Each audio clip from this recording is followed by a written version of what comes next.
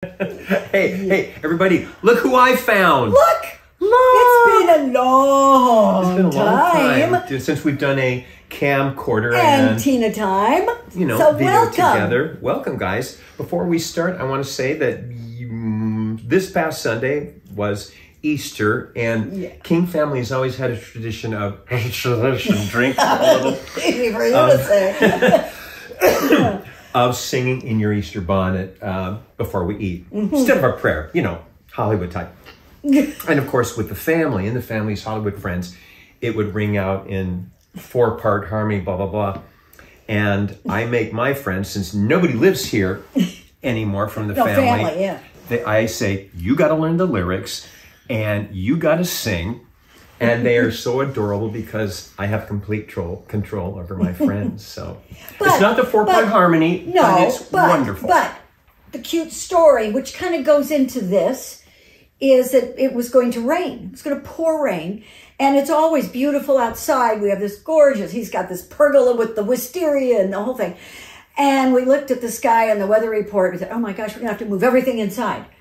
And his sweet neighbor said, wait a minute, you're going to be inside? Well, then I won't be able to hear your singing. That was Shannon. Shannon, she lives at the end of the block. She goes, you can't have it inside. So that kind of leads a little... Yeah. Know. So I decided that, you know, you guys keep asking for more clips and such. And it's like, I don't have anything more. The library is finite. So I said to Tina, why don't we do a combo thing here and talk about our experiences with fans. And being fans. Well, you've got more stories. Okay, why don't you start? Because I only have a finite amount. All right, I will. Okay, I can't wait to hear. I'm going to start with being a fan. There's the expression, what is it? Be careful meeting your heroes. Or yeah. It's something like that. I stood in line for people twice in my life. The first one was awful. The second one was heaven. I was probably in my 20s or something, and my friends Laura and Julie, it was on my birthday. We stood in line like a lot of you like Ninja Turtle and people have. We stood in line for almost 3 hours to meet Anne Rice, who is the author of Interview with a Vampire and all those books. She did not, when it's finally our turn, and I'm so excited. And it was your birthday, right? And it is my birthday. Yeah, so he was just extra excited. And she had originally, her manager, her handler had said, okay, here's 3x5 cards for every, sorry, I got this. Tickle. Here's 3x5 cards, write what you want her to say. As we get now to an hour and a half or whatever. He goes, okay, she can't do your little special writings, but she will, you know, put it to you and to your name. So I finally get up there and I'm so excited, and I've bought 2 first edition copies of Interview with a Vampire and Vampire Lestat. And I hand them to her. She does not look up from the table. She does not say hello. I hand her my books and she goes, boop, boop, boop, boop, boop, boop, and passes it on. And I didn't have the balls to go, hey, hello. We've been standing a long time. So I kind of carried that with me when I go to my signings to try to be really kind and aware and present. My other one, and this is for people of a certain age who grew up with this illustrator, there was a gal, I think in the 50s and 60s, who, her name is Joan Walsh Anglin. Your favorite little books. She had, I should have brought one out to show. Anyway, if you look up that name, Joan Walsh Anglin, those of you who are our age would go, oh yes, I remember her. Because she was my childhood and had the... a friend is someone who likes... yeah, Christmas is a time of giving. These little kind of Victorian prose. They're tiny books. They're like this. But they had dolls and calendars and coffee mugs. You know, she was that ubiquitous.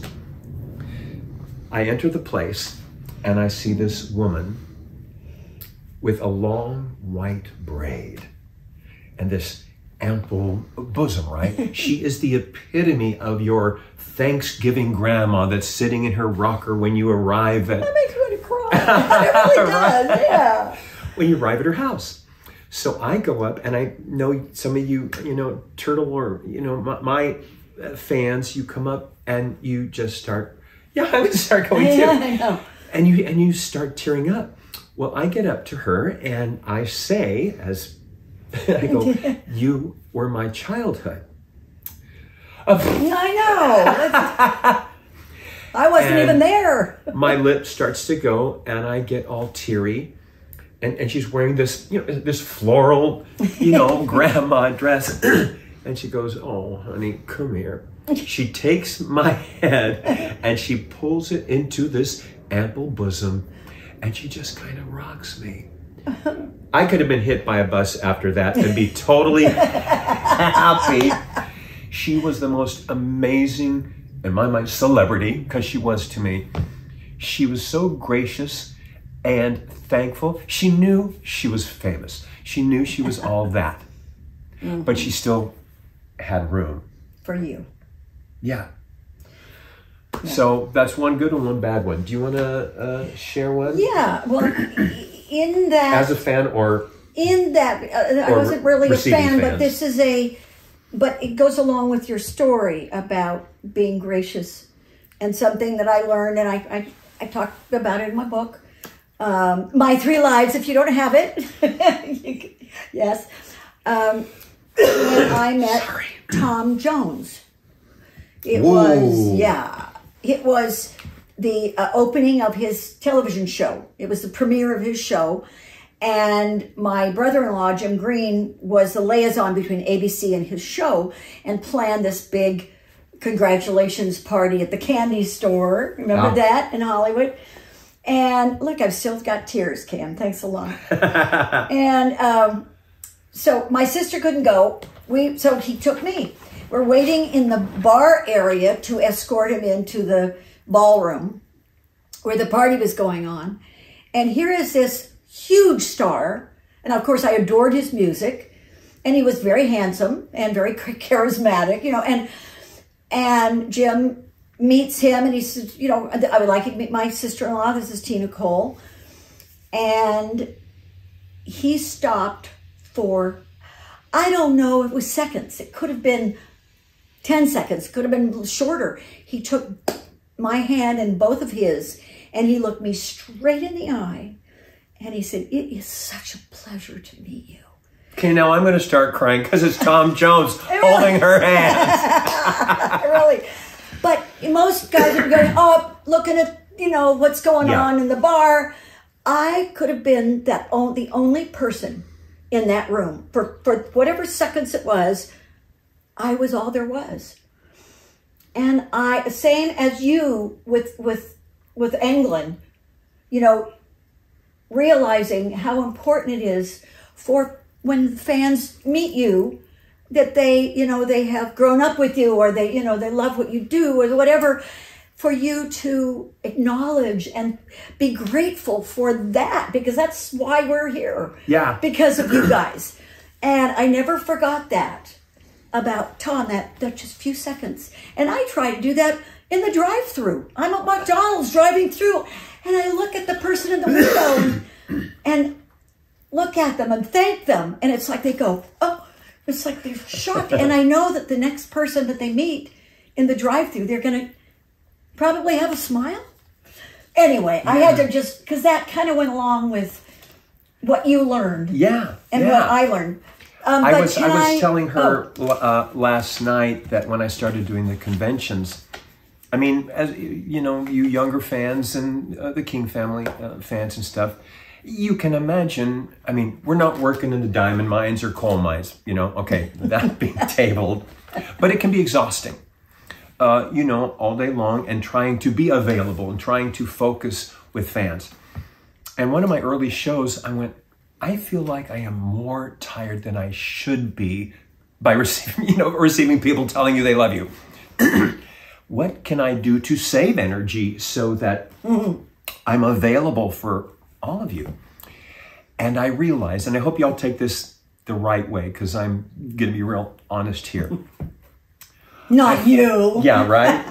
Got no secrets. I found I was feigning humility, if that makes any sense. You guys would come up to me and, oh, I watched the Turtles, you know, and you were my childhood. And I found myself cocking my head going, oh, really? Thank you so much. Now, obviously, I know you guys have paid money to come. I know that that's why you're here. I don't know what this is. So I realized I needed to be more genuine, more authentic, and acknowledge that we all know why I'm here and why you're there. And so I found that faking this humility thing. Like being surprised? Like I would pretend I was surprised and like, no one's ever said, I love your work. And so I just started, after that, I started going, thank you very much, thanks. And it saved energy. Because it was real. Because it was real. It was real.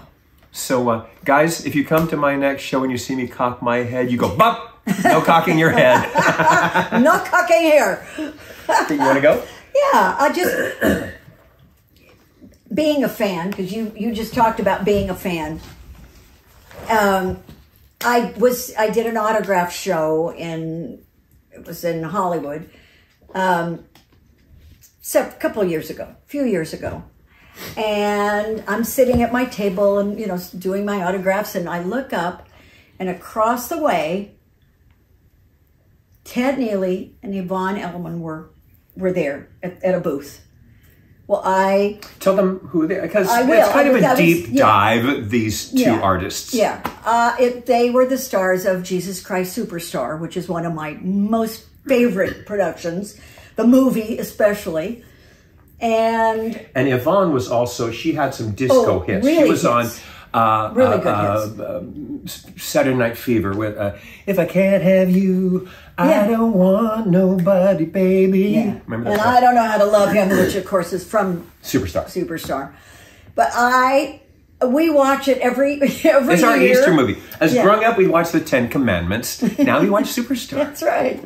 He even had a Superstar party where we had palm fronds and we... Rocky Horror Picture Show, but for Jesus. Yeah.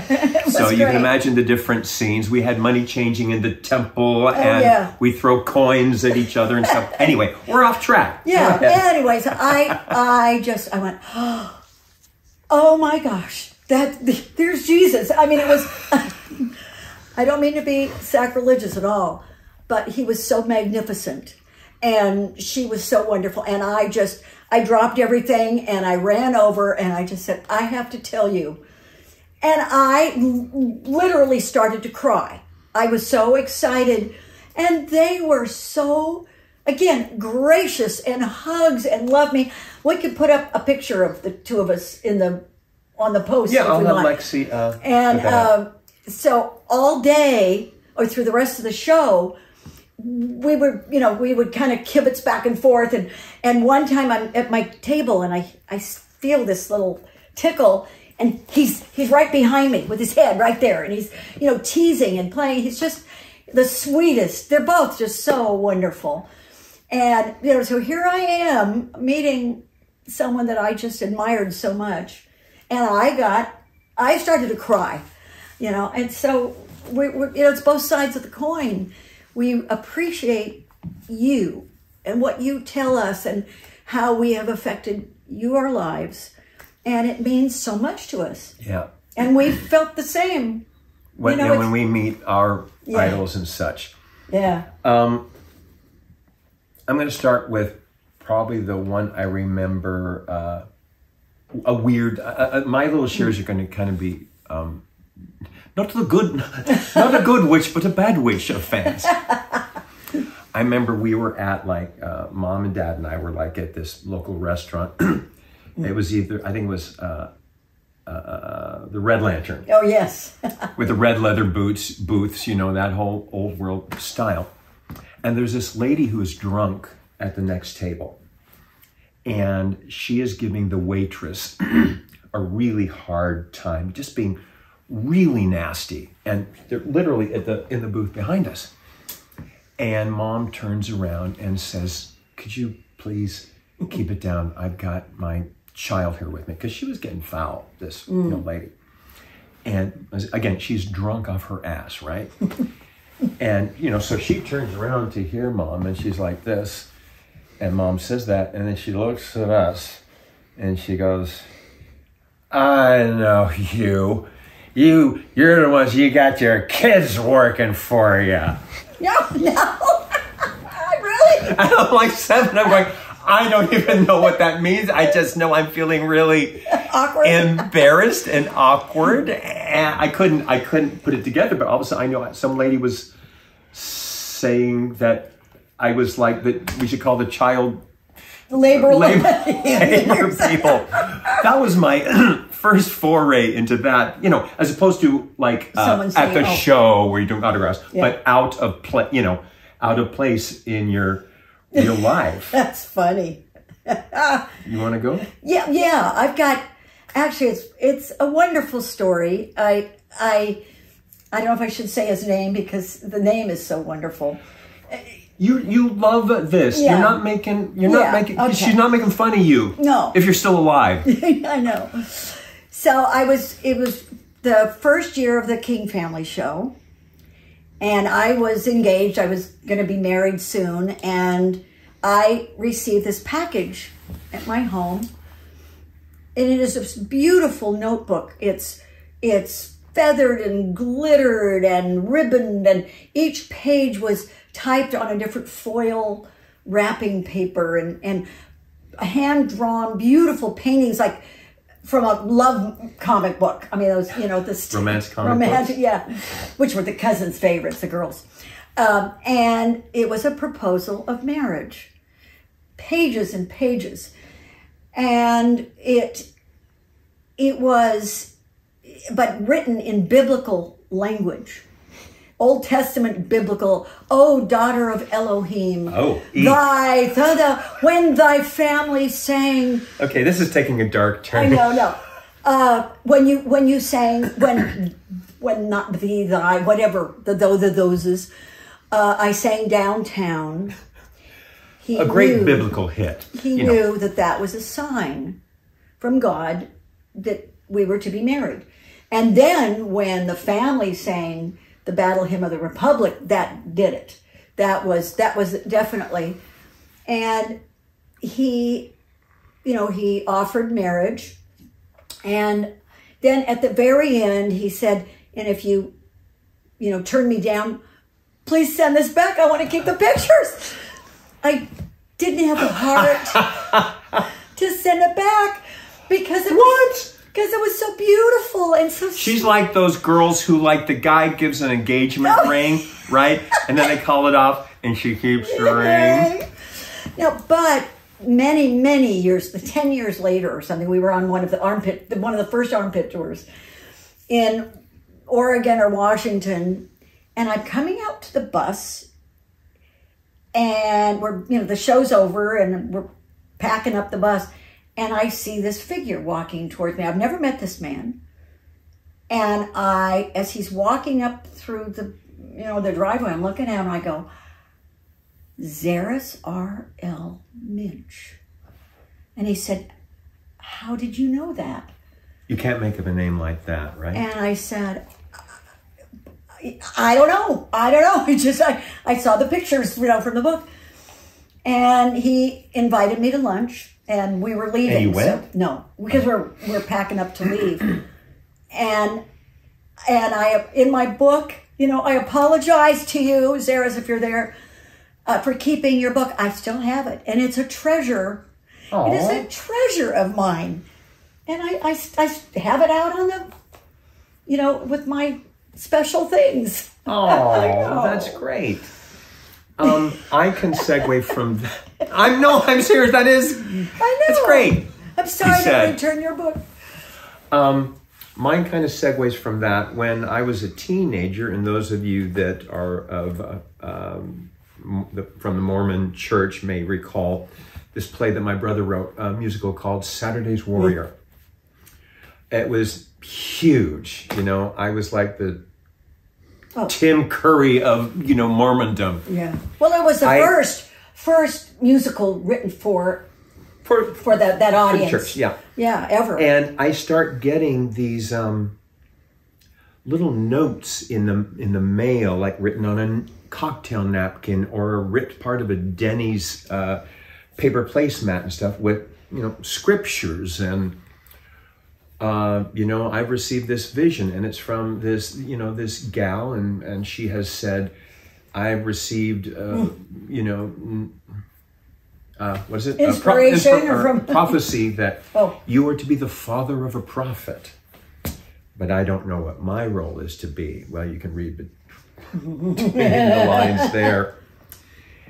And then I start getting phone calls, and I'm wondering, how does she get my phone number? Well, in those days, there were only 2 de Azevedos in the phone book, so she let her fingers do the walking. And she calls my sister-in-law, Anna, and I'm a friend of Cam's. I can't find his phone number. Oh, no, she didn't. Yeah, she did. Anna. And she Never do that, kids. and she gave her my phone number. Well, she becomes my breather. She would call either breathing or crying on the phone, but not you know, saying much. And my parents, raised by wolves, Mom would get the phone and she'd hear this breath and she would like literally go, Cam, it's your breather. Yeah, thanks for shepherding your child. Right. One day I'm getting ready to go to church in the early morning. And like you said, when you saw him, I'm walking out the door. It's probably like 7 a.m. or something. Oh, no. And there's this gal standing in the street facing our house. And I just had this feeling. Anyway, I slowly walk down to her and I step off the curb. And I step off the curb and she goes, no, get back up there where you belong. Oh! Up on the curb. And I said, can I help you? And we had this quick exchange and it could have gone really south. We know many stories about people who have lost their lives with these kind of close encounters. And I chose at that moment to fight fire with fire. And I told her that I had received a revelation and Jesus says that, you know, this is to be no more and you should leave. That's what the Lord told me. That's very smart. And like smoke. Wisp of smoke. She's never heard from again. Wow. But that could have been really tricky. Yeah.